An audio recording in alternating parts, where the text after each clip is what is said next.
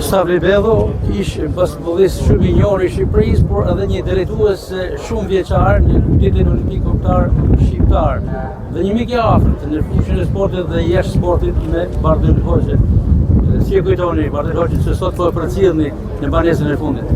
Sigurisht fakti që jemi këtu tregon që ne kemi respekt të veçantë për ish kolegun ton, Bardhyl Hoxha, që po e përcjellim sot në banesën e fundit.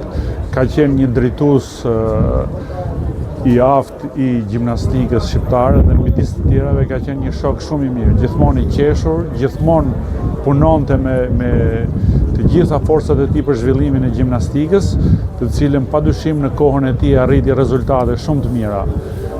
Po midis të tjerave Bardhi ishte edhe njëri shumë i afruar, familjar me të gjithë shokët e tij.